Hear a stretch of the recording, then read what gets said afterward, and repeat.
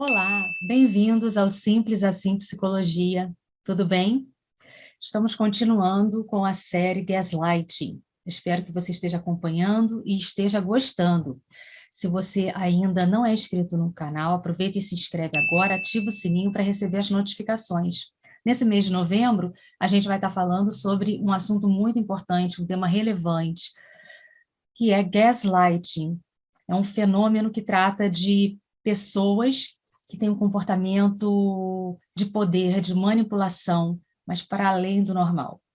Nós já lançamos 2 vídeos aqui no canal a respeito desse tema, e se você não viu, eu sugiro que você aproveite e dê uma olhadinha para você poder entender um pouco do que a gente já tem visto.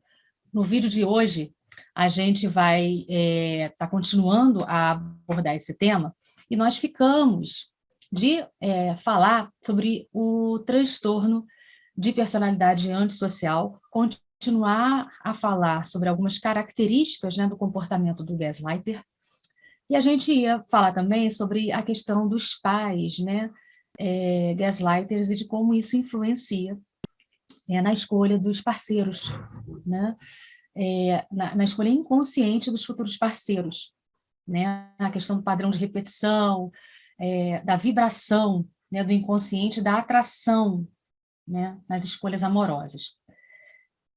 Esse, inclusive, é um link e um tema de interesse vasto e amplo, né? Essa questão da identificação inconsciente nas escolhas de pessoas que vão fazer parte da nossa interação e dos nossos relacionamentos de diversas formas. Inclusive, até quando a gente abordar esse tema mesmo, a gente vai fazer uma relação, né, com a questão da síndrome de Estocolmo. Só que a gente não vai falar sobre isso hoje, porque eu gosto muito de interação com os inscritos e com as pessoas que veem os vídeos. Eu acho muito bacana essa dinâmica.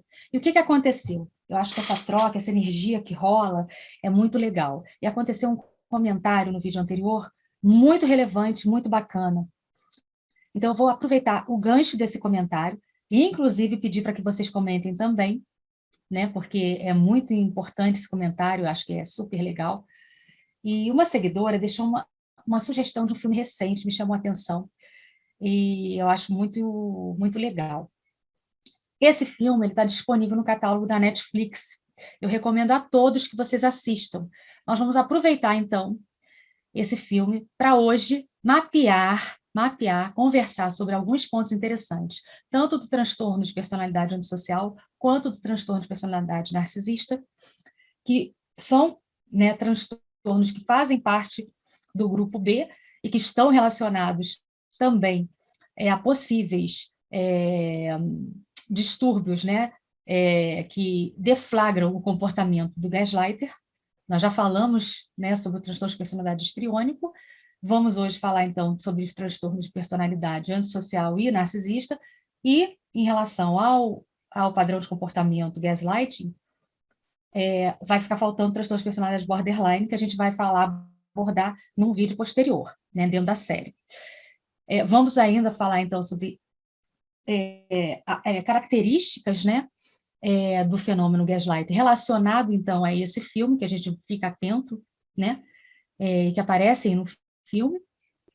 E, se você não assistiu o filme, eu sugiro que você assista, porque vai ter spoiler aqui, alguns spoilers e algumas cenas do filme, para a gente poder estar comentando e debatendo de uma certa forma, dessa maneira dinâmica e interativa, tá? E se você ficou curioso para saber de que filme se trata, bem-vindo à série Gaslighting, e o filme é Only Mine, que está disponível no catálogo da Netflix.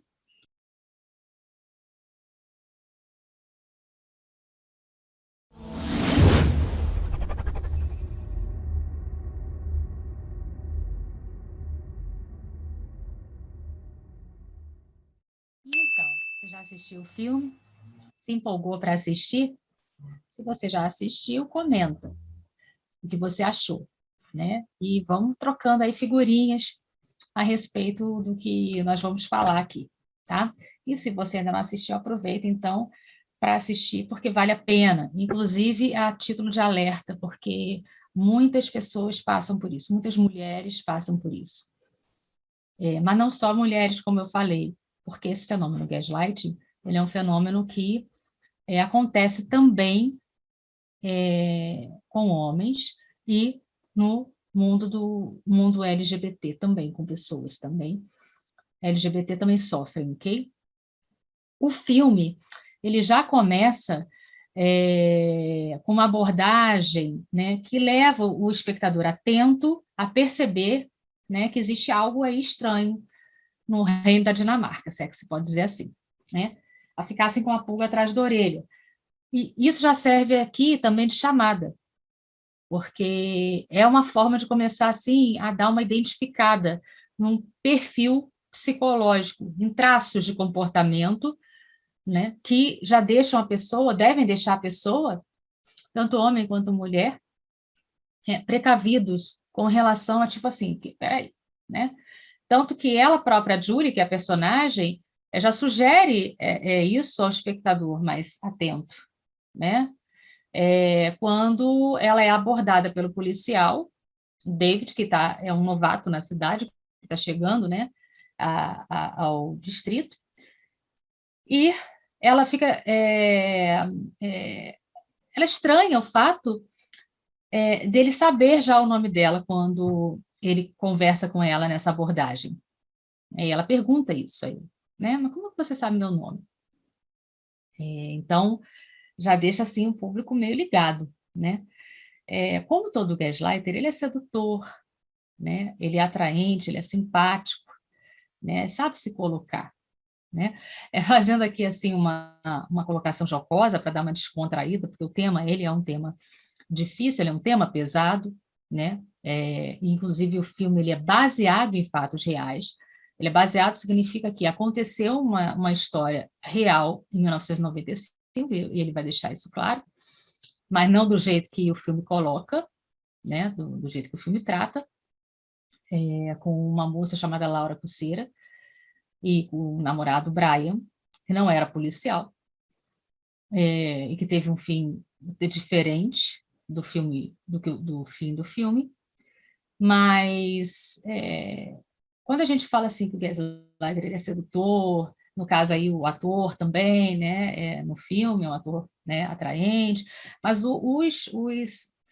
esse tipo de personalidade é uma personalidade realmente cativante, é uma personalidade sedutora. Na série, né, inclusive falando de séries, na série Lucifer, por exemplo, né, que é uma série assim jocosa, espirituosa, mas o Lúcifer ele não vai aparecer, ele não apareceria, não seria um chifrudo, né, com tridente, né? Porque um chifrudo com tridente a gente sai correndo, né? Tem que ser um cara boa pinta, né? As mulheres também, né? As mulheres também são mulheres. Quando é o caso de ser mulher, logicamente vai ser uma mulher sedutora, bonita, interessante, atraente, né? Não vai ser entre aspas, né? Uma mulher assim, né? Feia, né? Considerada assim, nossa, né? Que mulher é essa? Você é uma pessoa também, né? Como assim? Então, ele aparece dessa forma. E, inclusive, quando ele se apresenta à família, numa cena posterior. Né? A mãe, né, fica toda encantada, ele é um cara agradável, né? Como não gostar de alguém assim? Ou como pior ainda, desconfiar de alguém dessa forma, né? E ele vai entrando, se introduzindo, ganhando espaço. Quem já passou por esse tipo de drama, de situação, né, ou de vivência, já fica mais com o pé atrás, já é mais fácil de identificar. Mas quem nunca viveu, né, ou quem é mais assim, inocente, né, como é o caso da Julie, né, e como foi o caso da Laura, com 19 anos, na história real, poxa, quem é mais inocente se torna uma presa fácil, fica mais vulnerável, mais fragilizado. Por isso que é importante a gente poder ir ganhando assim recursos de identificação o mais rápido possível, né, para desenvolver uma defesa contra esse tipo de personalidade, né? a amiga dela já tinha uma capacidade de julgamento um pouco mais acurada, né? Que acabam sendo assim mais imperceptíveis para pessoas comuns, né? E despreparadas de lidar com esse tipo de situação. Bem, vou agora então passar a falar sobre algumas diferenças entre os transtornos de personalidade narcisista e antissocial. Por que existem diferenças bem sutis, porém precisas e claras. Uma pergunta que vocês devem, que eu acho importante, assim, né, para delimitar, é a seguinte: todo narcisista é antissocial? Claro que não. Nem todo narcisista é antissocial. Porém, todo antissocial, que é o perverso, é narcisista. Então, vamos lá. O transtorno de personalidade narcisista, ele é mais comum em homens do que em mulheres, mas também existem muitas mulheres narcisistas. É uma questão só proporcional, tá? A causa ela é desconhecida, mas provavelmente envolve uma interação de fatores genéticos e ambientais. Muito bem. Os sintomas mais claros, né, é uma necessidade de adulação muito grande, de admiração, desrespeito pelos sentimentos dos outros, porque falta empatia,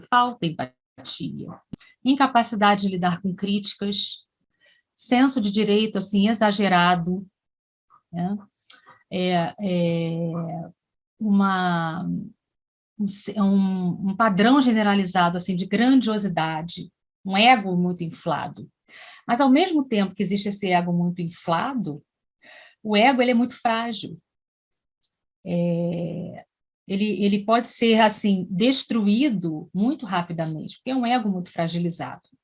As bases desses transtornos de personalidade, dos transtornos de personalidade, são todas na infância.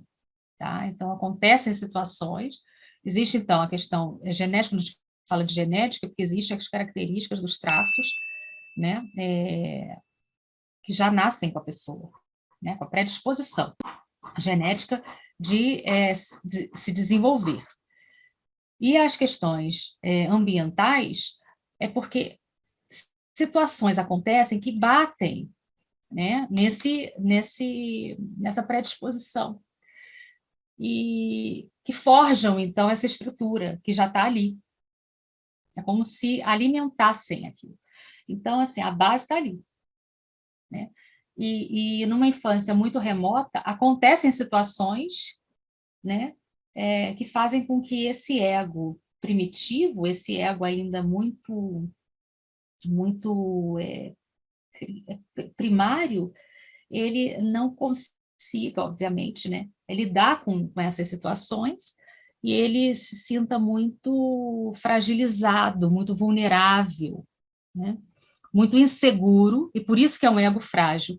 E ele lide, então, a forma que ele consegue lidar, né, com esse mundo externo é através de uma fixação, né, numa fase inicial, né, do desenvolvimento, caracterizada por esses mecanismos, né, de grandiosidade, de necessidade, né, de ser adulado, né, de ser admirado, por uma falta completa de empatia, de noção de limite, né, de necessidade mesmo, né, de atenção, de admiração excessivas, relacionamentos que acabam sendo, obviamente, conturbados, porque é muito difícil de lidar com pessoas assim, obviamente, né? Um senso exagerado a respeito da própria importância que essa pessoa acha que tem no mundo, né? Que ela acha, que ela acredita que ela tem, né? Enfim, e esse é o padrão de relacionamento de quem tem personalidade narcisista. Então, nem todo narcisista, conforme eu falei, é antissocial.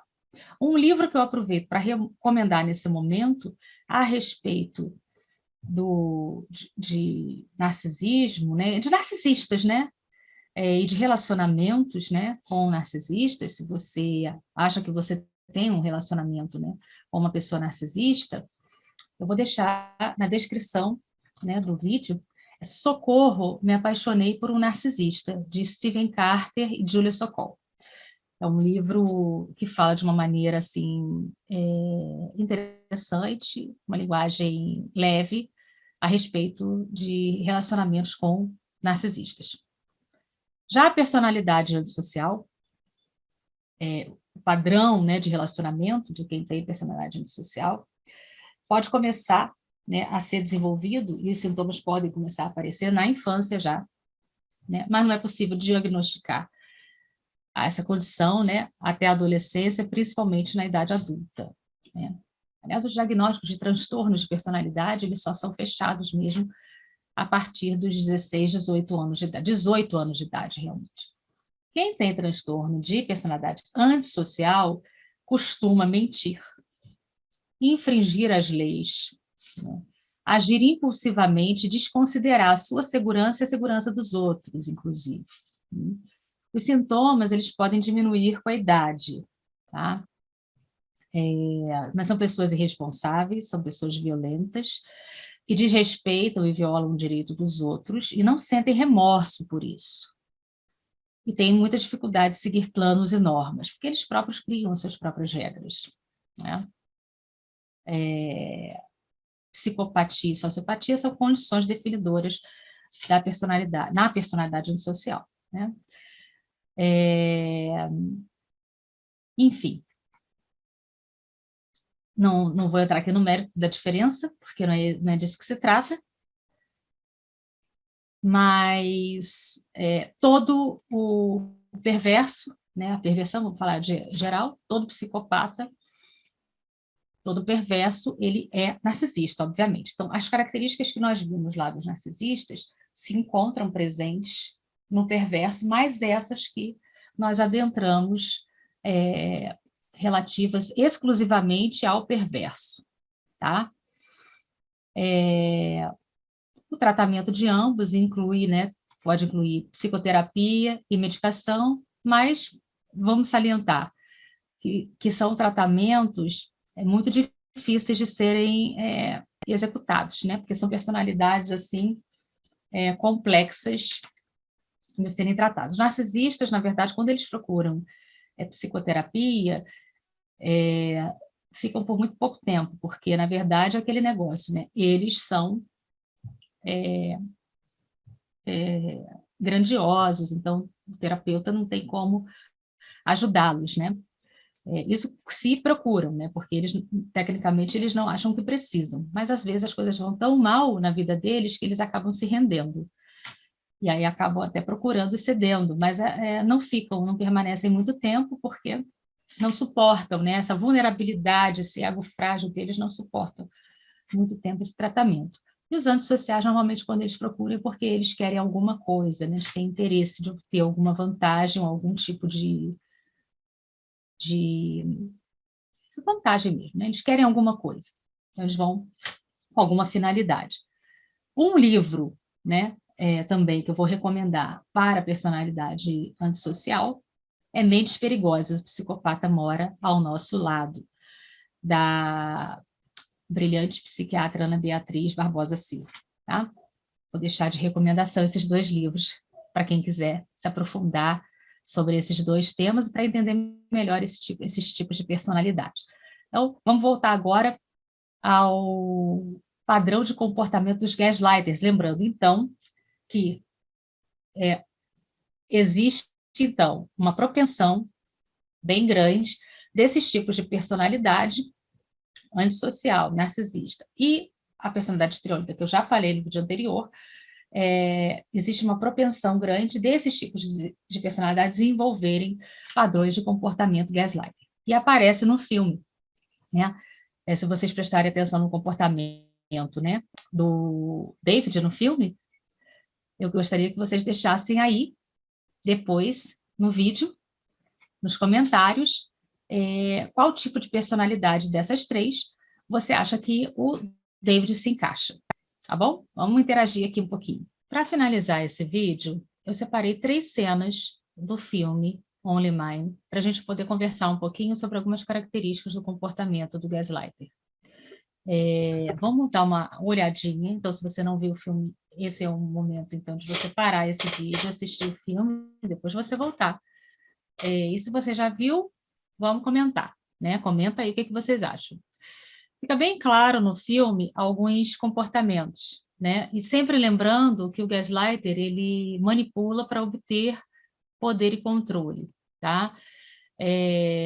A primeira situação, assim, bem tensa do filme é ligada a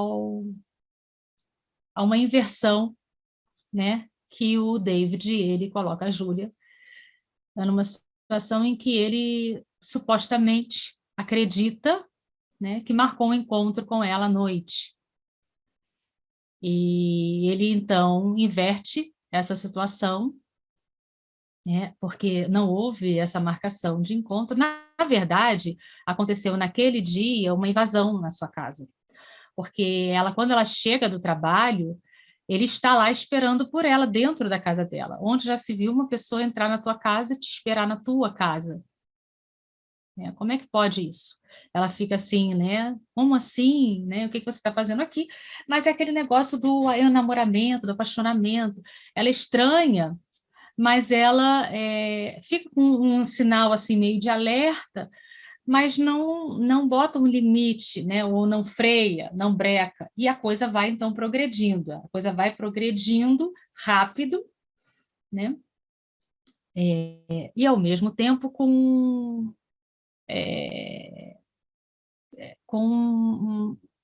uma certa sutileza também, né? O que ele usa aí, em termos de padrão, né, de comportamento?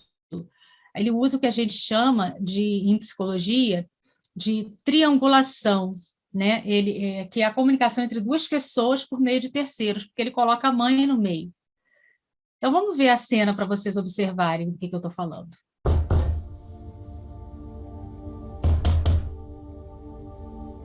Julie.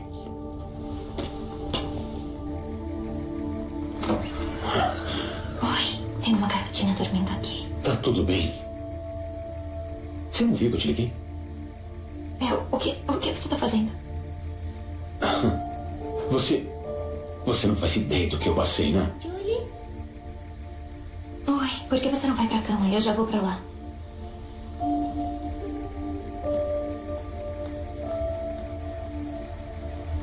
O que tá acontecendo? Tá todo mundo preocupado. Todo mundo? Do que você tá falando? Ué, eu achei que a gente ia ficar junto essa noite. A gente não tinha falado sobre isso. Tínhamos falado sim, então quando eu não tive notícias suas, eu comecei a me preocupar. Aí eu liguei pra sua mãe. Minha mãe, o que ela tem a ver com isso? Ela falou que você estaria aqui. Bom, eu não consegui falar com você, então eu vim. Seu telefone tá desligado no mundo? Vem, entra aqui.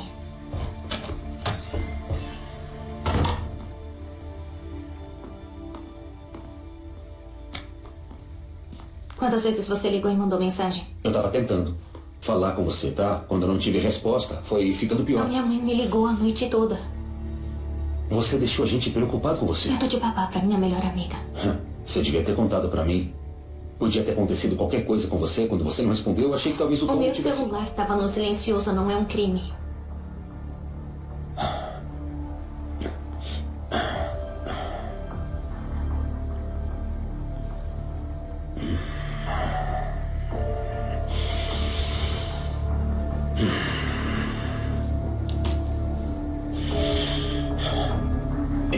Eu quero sempre saber onde você tá.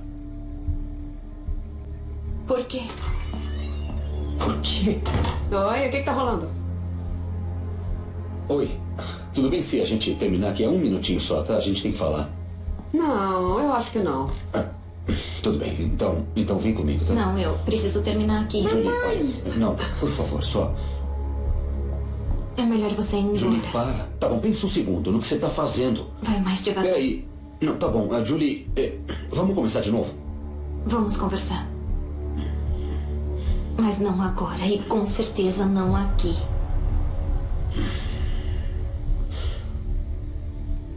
Vamos lá.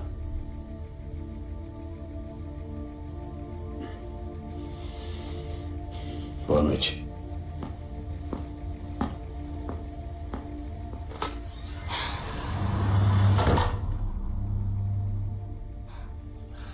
Então, como vocês observaram, é sempre importante, né, notar essa questão da triangulação, quer dizer, de colocar outra pessoa, uma pessoa importante, né, que pode ser um amigo em comum, um amigo da vítima, um amigo da pessoa que está sofrendo o gaslighting, um colega de trabalho, irmãos, parentes, pessoas que são importantes, né, para quem está sofrendo o gaslighting, né, a fim de colocar um contra os outros, fazer com que concordem com eles, né, criar o caos mesmo, macular, né, o caráter delas, espalhar mentiras, criar boatos, né, evitar confrontos diretos, tá? Nesse caso daqui, o que ele fez? Ele se fez passar de bom moço para a mãe, né? Olha como é que eu me preocupo com ela, com a sua filha. Nós tínhamos um encontro e ela sumiu, ela não atende o telefone. Foi essa dupla mensagem que mandou, né? E a mãe ficou desesperada, preocupada, ligando para ela várias vezes, né? Quando, na verdade, eles não tinham marcado nada. Um outro comportamento, né, um outro padrão de comportamento é que eles são muito temperamentais, explosivos, né? Isso a gente vai ver, são violentos, né? Podem ser violentos, depende aí da personalidade que está em jogo, né? Que vamos comentar no vídeo, o que vocês acham, e temperamentais, né? E explosivos. Isso a gente vai ver claramente nessa próxima cena aí. Veja o que você acha.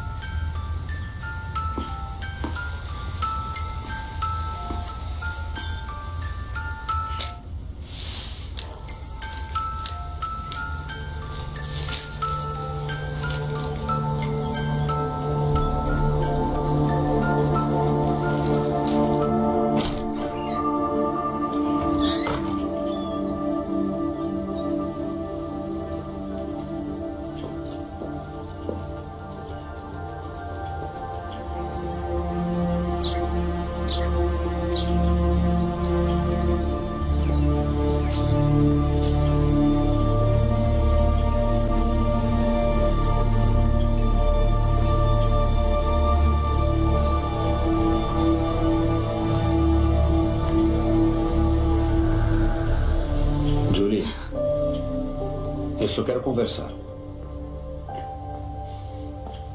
Eu quero explicar aquela noite.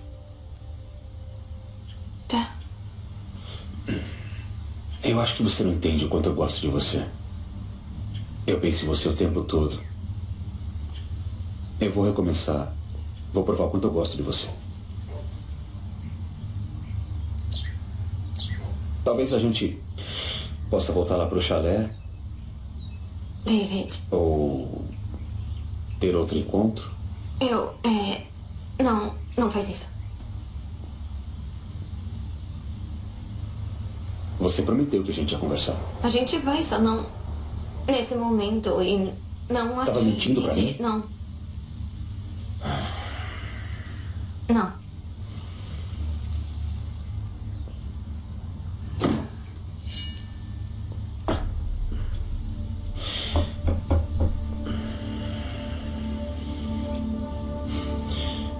Ainda quer ficar comigo? Porque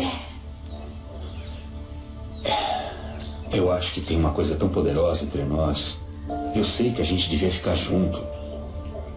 Eu só preciso que você me entenda do jeito que eu te entendo. Todos cometemos erros e de vez em quando machucamos quem mais amamos. Eu quero que saiba que eu tô machucado. Tá bom. Eu entendo, mas...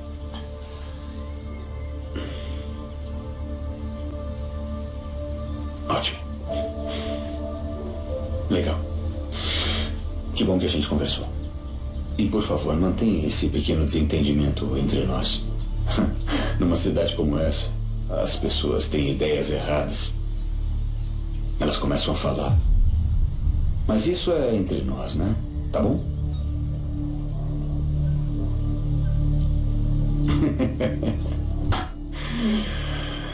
Você parece um coelhinho assustado. Olha, eu vou te deixar em paz. Depois a gente conversa, tá? Eu vou te ligar.